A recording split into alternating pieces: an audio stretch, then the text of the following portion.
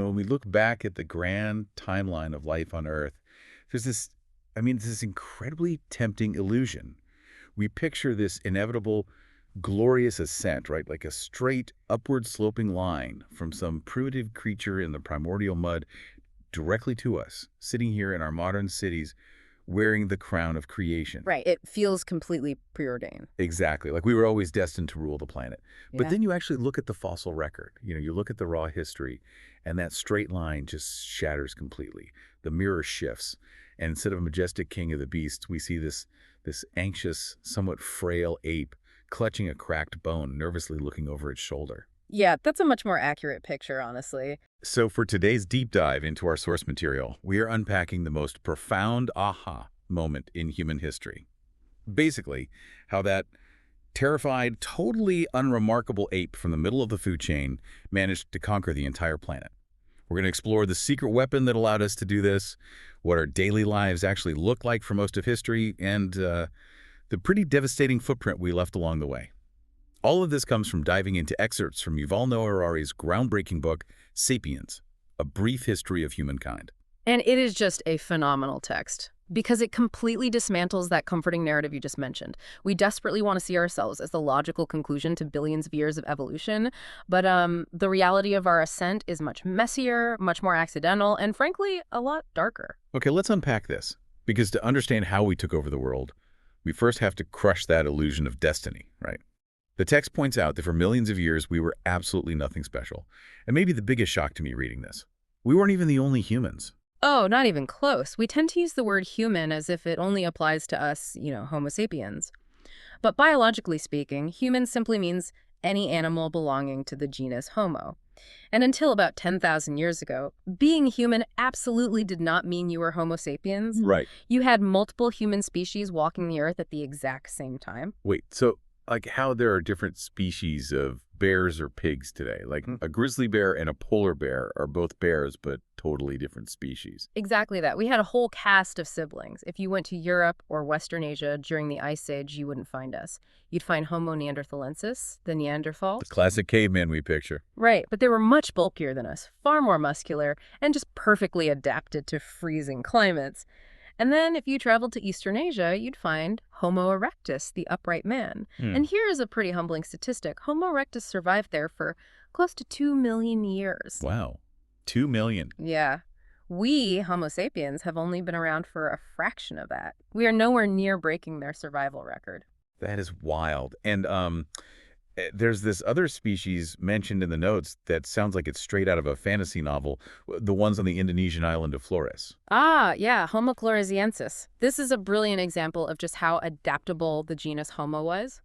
When sea levels rose, a population of early humans got trapped on this island with very limited food resources. Okay. And in biology, if you are a big creature, you need a lot of calories. So the tallest, biggest humans starved first. Over generations, natural selection favored the smaller individuals, and the entire human population on that island actually shrank. That's crazy. They reached a maximum height of about 3 feet, just 1 meter tall, and weighed maybe 55 pounds. Wait, really?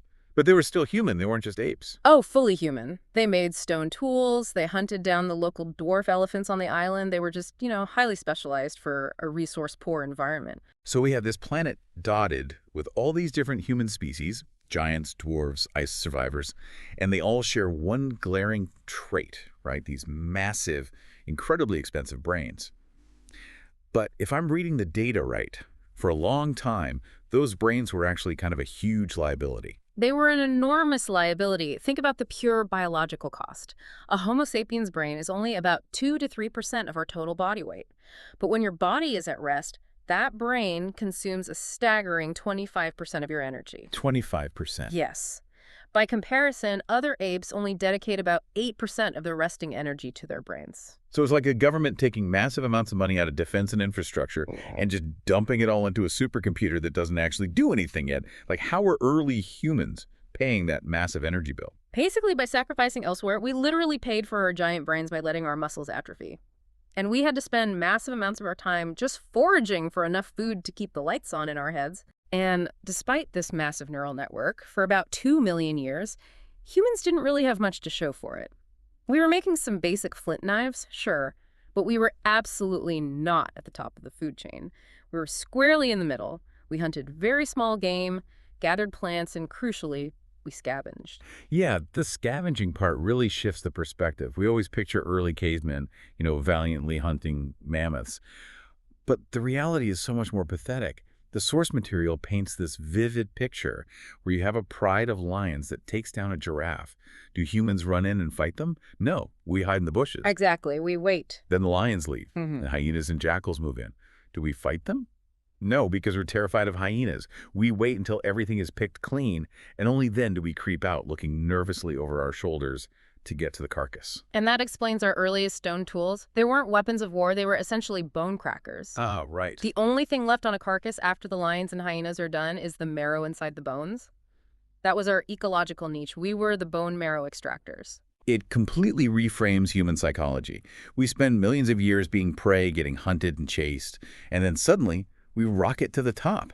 I kept thinking about this analogy while reviewing the notes. Look at a lion, right? A lion is majestic, it's calm, it's confident, because it's been at the top of the food chain for millions of years. Sure.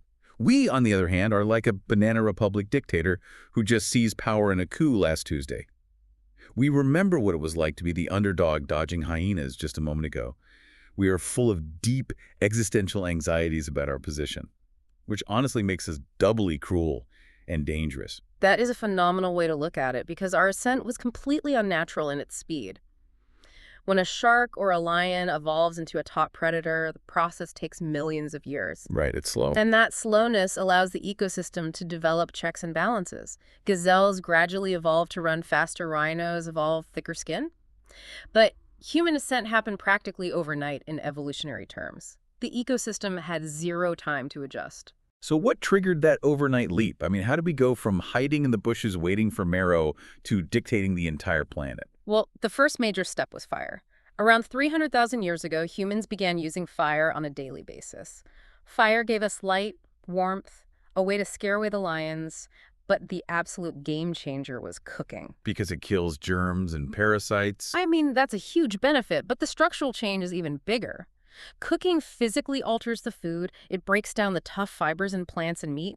Raw food takes huge amounts of energy and very long intestines to digest. Oh, I see. By cooking our food, humans could afford to evolve much shorter intestinal tracts. And here's the biological magic. Long intestines and huge brains both require massive amounts of energy. You can't have both. Wow. So by shrinking our gut, cooking finally freed up the biological energy needed to properly fuel that giant brain. It was the catalyst we needed. Not to mention, fire was the first time we controlled a limitless force. Like, an eagle can ride a thermal column of air, but it can't start one. A frail human with a single spark could burn down an entire forest. That's a massive shift in power. It really is. What's fascinating here is what happened when our specific species, Homo sapiens, finally pushed out of East Africa around 70,000 years ago. We were armed with fire, with big brains, and we moved into the Middle East and Europe where the Neanderthals were already living. Now, the big question for decades was what happened when we met them? Did we peacefully merge, or did we wipe them out? Right, because they're completely gone now, so something happened. Yeah, and for a long time, the dominant scientific consensus was the replacement theory, that we were just incompatible and we outcompeted them or killed them off without any interbreeding. But in 2010, geneticists managed to map the Neanderthal genome from fossilized bones.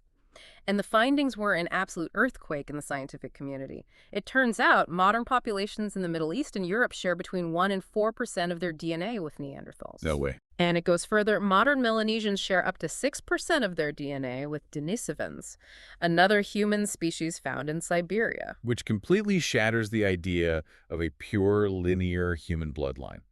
It means when Homo sapiens expanded, they absolutely did mate with these other humans. But it clearly wasn't a full merger either. If it's only 1% to 4%, the vast majority of the genetic makeup is still sapiens. Precisely. It wasn't a peaceful integration of equals. A few lucky Neanderthal and Denisovan genes managed to hitch a ride on the Homo sapiens genome before those entire species vanished. But Homo sapiens had an overwhelming lethal advantage. And that advantage, the reason we survived and conquered while our bulkier, stronger siblings went extinct, brings us to the cognitive revolution. Hold on, I need to make sure I'm getting this. Because the notes explicitly say Neanderthals actually had bigger brains than we did. You said, yes. So if they were physically stronger, better adapted to the cold, and had larger brains. Hmm. How do we outcompete them? Well, size isn't everything when it comes to brains. It's about the internal wiring. About 70,000 years ago, Homo sapiens experienced a massive leap in cognitive ability. The text refers to it as the tree of knowledge mutation. It was likely a chance genetic mutation that slightly altered the inner wiring of the sapiens' brain. But this rewiring allowed for a completely new type of thinking and a completely new type of language. But other animals have language, right? Yeah. Like a green monkey can literally yell a specific call that means careful, a lion, or a different call for careful, an eagle. They do, but animal language is incredibly rigid and tied only to objective reality. The new sapiens' brain was wildly associative. We didn't just point at a lion. Our language evolved into something incredibly supple, designed primarily for a very specific social purpose: gossip. Gossip. It sounds so trivial. You think of human evolution and picture the discovery of fire and the invention of the wheel, not people whispering behind each other's backs. Yeah. But the gossip theory argues this is the actual foundation of our society. It is. We're intensely social animals. Our survival didn't just depend on knowing where the lions were. It depended on knowing the social landscape of our tribe. Who is honest? Who is a cheat? Who is secretly aligning with whom? Tracking all the drama. Exactly. If you want to cooperate in a group of 50 people to hunt a mammoth, you need immense amounts of social data to trust each other.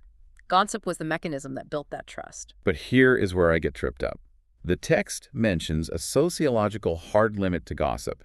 Even today, if you look at military units or corporate structures, research shows the maximum natural size of a group bonded by intimate gossip is about 150 people. Yes, Dunbar's number. Right. Beyond 150, our brains literally do not have the bandwidth to track all those complex relationships, and the social order just breaks down into factions. So, if we are biologically hardwired to only manage 150 relationships, how on earth do we build cities of tens of thousands or empires of millions? That is the pivotal mystery. And the answer is the true magic of the cognitive revolution. It wasn't just the ability to gossip about who did what. It was the unprecedented ability to transmit information about things that do not exist. Fiction. Myths, legends, Yes. hymns. Yes. A green monkey can warn its troop about a lion by the river, but only a sapiens can look at a river and say, the lion is the guardian spirit of our tribe and it demands our loyalty. Sapiens can talk about entities we have never seen, touched, or smelled. And this matters immensely because fiction allows us to cooperate flexibly in massive numbers. I see. So ants cooperate in huge numbers, but they are basically biological robots. Chimps cooperate flexibly, but only with intimate friends they've groomed. But humans, we can cooperate with millions of complete strangers as long as we all believe in the same myth. Exactly. And the text provides this brilliant modern example to show that this isn't just about ancient religions. Think about the French car maker, Peugeot. The legend of Peugeot. This completely blew my mind when I read it. Peugeot is a massive corporation, right? But what actually is it? It's not the physical cars. If every Peugeot car in the world was scrapped tomorrow, the company still exists. Right. It's not the factories and it's not the employees. You could tear down all their buildings, fire every worker, and the Peugeot company would still legally exist. It can borrow money, it can be sued, it owns property. So Peugeot is basically a ghost. It's a collective hallucination. It is what we call a legal fiction, a limited liability company. It's a figment of our collective imagination. Armand Peugeot created it not by physically building something, but by hiring a lawyer to write the correct legal spells on a piece of paper and having an official sign it. It operates exactly like a tribal shaman or a Catholic priest. Wait, how so? Like a priest? Well, according to Catholic doctrine, if a priest says the right Latin words, bread and wine physically transform into the body and blood of Christ. If millions of people believe that story, it exerts immense force in the real physical world. Strangers will cooperate to build massive cathedrals or even march to war on crusades based on that shared myth. The lawyer writing the incorporation documents for Peugeot is performing the exact same kind of magic. So human rights, money, nations, corporations, none of these actually exist in the physical universe. You can't touch a human right. Yeah. You can't put France in a test tube. They only exist in the stories we tell each other. Precisely. And because our mass cooperation is based on stories, not biology, we can bypass our genetics completely. If we want to change how we live, we don't have to wait a million years for a genetic mutation. We just change the story. Right. Look at the French Revolution. In 1789, the French population went from believing in the divine right of kings to believing in the sovereignty of the people almost overnight. Biologically, their brains hadn't changed at all. But culturally, They were a new species. Sapiens operate in the fast lane of cultural evolution. We can rewrite our software instantly. Meanwhile, every other animal on Earth is stuck in the traffic jam of genetic evolution, waiting millennia to evolve a thicker coat or a new social instinct. There is this one detail in the source material that just cemented this for me. Here's where it gets really interesting. Archaeologists found this carving in a cave in Germany called the Statal Lion Man. It's a human body with a lion's head, carved from a mammoth tusk about 32,000 years ago. Ah, yes. That is the first indisputable evidence of art, of religion, of the human mind imagining something that is physically impossible. It's basically the ancient Stone Age equivalent of the Peugeot lion hood ornament. If we connect this to the bigger picture, it means that ever since the cognitive revolution, sapiens have lived in a dual reality. There is the objective reality, the rivers, the trees, the actual lions, and layered on top of that is the imagined reality, the gods, the nations, the corporations. And the profound tragedy of human history is that as time progressed, the imagined reality became so powerful that today, the survival of the objective reality, the rivers, and the real lions depends entirely on the grace of our imagined entities. Okay, so if our superpower was imagining these myths that let us cooperate in the thousands, it makes me wonder why we didn't build cities immediately. What were we actually doing with this massive brain and language for the tens of thousands of years before we invented farming? The text talks about this gorging gene, which really resonated with me. It explains why I can sit on my couch and devour an entire tub of Ben & Jerry's without even blinking. Because your DNA still thinks you are a forager on the savannah. Back then, the only sweet food available was incredibly rare, like a tree full of ripe figs. If an ancient woman found a fig tree, the most logical survival strategy was to eat as many figs as physically possible, as fast as possible, before the local baboon troop found out. Yeah, that makes sense. That instinct is hardwired into us. Our bodies and subconscious minds are still perfectly adapted to the hunter-gatherer lifestyle. Which the book argues we completely misunderstand today. We call it the Stone Age, which makes them sound primitive. But the text says we should really call it the Wood Age. Exactly. We only find stone tools because wood, bamboo, and leather decay. This creates a massive curtain of silence around their true lives. We dig up a flint spearhead and assume their lives were stark and brutal. We completely miss their complex cultures, their clothing, their animistic religions, the belief that every rock, tree, and stream has a spirit. Not only that, the text actually calls them the original affluent society, which is a huge paradigm shift. We assume they were constantly starving. But think about this. Even foragers living in harsh deserts today only work about 35 to 45 hours a week.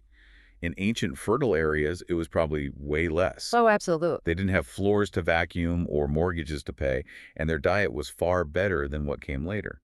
A peasant after the agricultural revolution basically ate wheat, and more wheat. An ancient forager might eat mushrooms for breakfast, berries and snails for lunch, and roasted rabbit for dinner. That incredibly varied diet was a massive evolutionary shield against starvation and nutrient deficiency.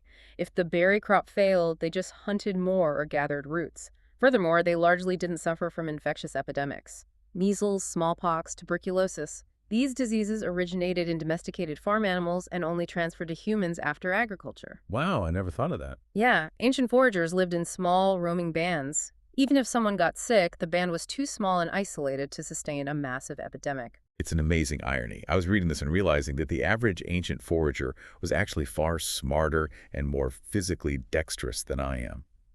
Today, we rely entirely on the collective brain of humanity. I couldn't build a smartphone, and if civilization collapsed, I wouldn't know how to forage for food.